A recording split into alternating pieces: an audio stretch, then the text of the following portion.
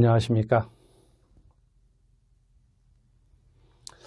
대한민국 제한군인의 안보교수 장형령입니다. 향군 안보정론을 시작하겠습니다.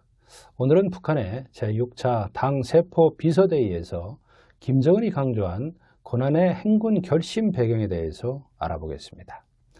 김정은은 지난 4월 8일 북한 조선노동당 최말단 조직 책임자들이 참가한 세포 비서대의 폐사에서 고난의 행군을 결심했다고 밝혔죠.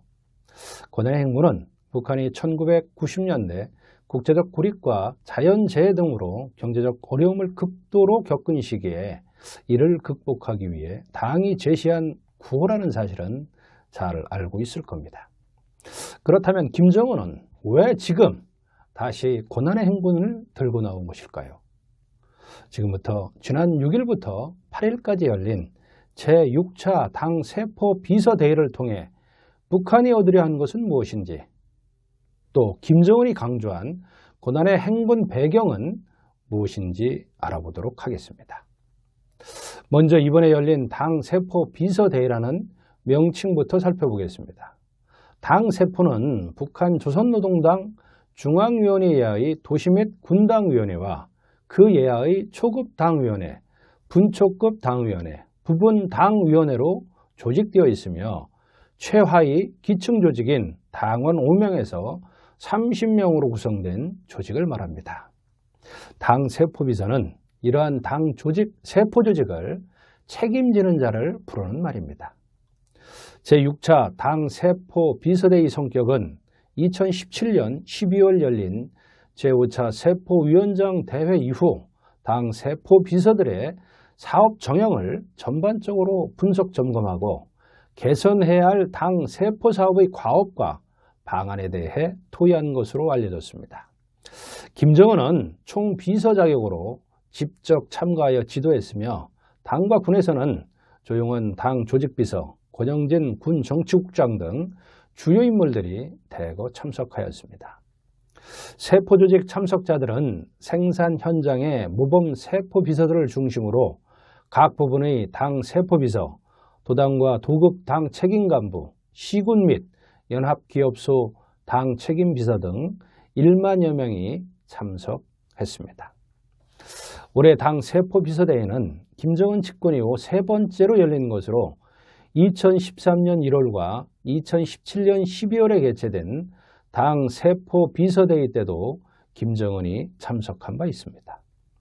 김정은은 이번 대회에서 괴사를 통해 당대회 결정의 집행 여부가 바로 당의 말단 기층 조직인 당 세포들의 역할에 달려 있으며 전투력은 세포 비서들에 의해 좌우된다면서 우리 당의 강화와 혁명 발전에 있어 동지들이 맡고 있는 임무는 대단히 무겁다고 강조한 바 있습니다. 또 폐회사에서는 나는 당 중앙위원회로부터 시작해 가끔 당 조직들, 전당의 세포 비서들이 더욱 강고한 고난의 행군을 할 것을 결심했다고 밝혔습니다. 그렇다면 김정은이 말하는 고난의 행군은 어떤 의미일까요?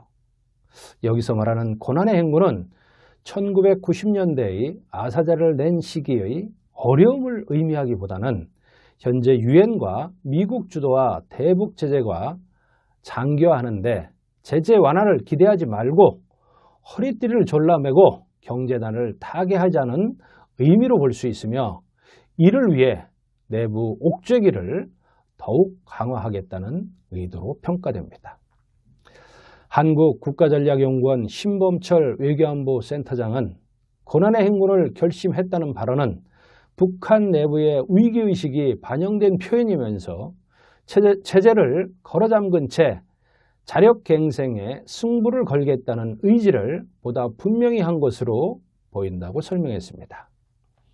또한 미국 워싱턴 포스트지는 김정은이 통치 10주년이 다가오고 있는데 코로나19 사태로 국경 봉쇄가 북한의 황폐화된 경제에 더 큰 충격을 주었다면서 김정은은 미국 주도의 대북 제재를 무력화시키기에 가장 힘든 순간에 직면하고 있다고 분석했습니다.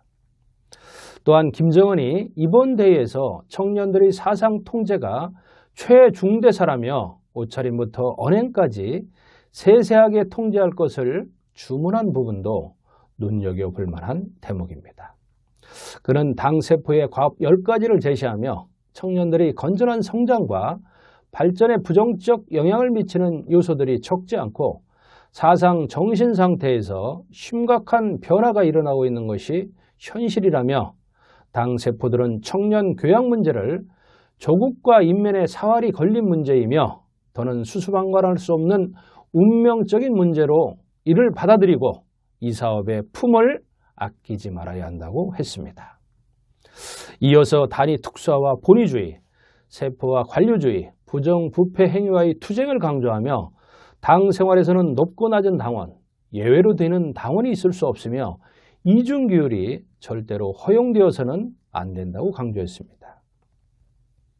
이에 대해 통일연구원 조한범 박사는 이 세대의 특징은 장마당 세대라며 장마당 세대는 배급이 아니라 장마당에서 돈을 벌어서 먹고 사는 그런 가정 분위기에서 자랐기 때문에 당과 국가에 대한 충성도가 현저하게 약하며 그렇기 때문에 김정은 유일 지배체제에 고착에 어려움을 겪고 있어 사상 투쟁을 강조하는 것이라고 분석했습니다.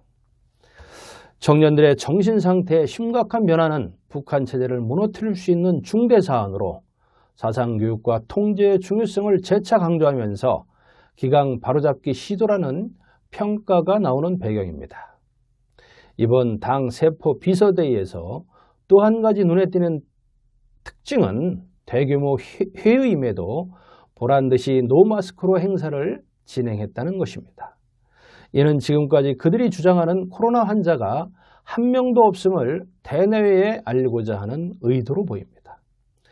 하지만 지난 1월 8차 노동당 대회 때에도 언론 노출 장면에서는 노마스크로 진행하는 모습을 보여주었으나 실제 소그룹 토의 시에는 마스크를 착용하는 등 이중적 태도를 보여왔습니다. 지난 9일 BBC 뉴스 코리아는 북한의 당 세포 비서대회를 보도하면서 북한은 국경 폐쇄로 인해 코로나19가 발생하지 않는다고 주장하지만 전문가들은 이런 주장에 의구심을 품고 있다고 전한 바 있습니다. 또한 전문가들은 이번 세포 비서대회에서 김정은이 고난의 행군을 대내외에 밝힘으로써 미국과의 협상에 쉽게 응하지 않고 장기전에 대비하겠다는 의지를 간접적으로 드러냈다고 분석하고 있습니다.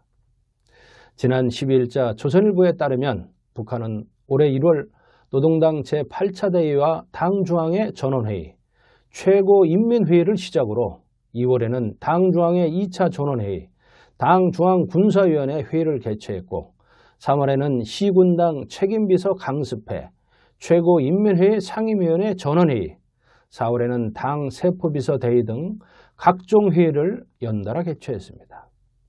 또한 5월에는 직업총동맹대회, 6월에는 사회주의 여성동맹대회, 7월에는 농업근로자동맹대회 등도 줄줄이 예고된 상태라고 합니다. 이처럼 빈번하게 각종 회의를 개최하는 것은 대북 제재와 코로나 봉쇄의 여파로 동요하는 민심과 간부들의 기강을 다잡기 위한 것으로 평가되는데 내후외환에 직면한 북한이 이를 타개하고 국면을 전환하기 위해 대남 도발도 배제할 수 없는 상황입니다. 만약 북한이 도발한다면 어떤 수단으로 어떻게 도발할 것인지 다각도로 예측하고 철저히 대비해야 할 중요한 시점입니다. 감사합니다.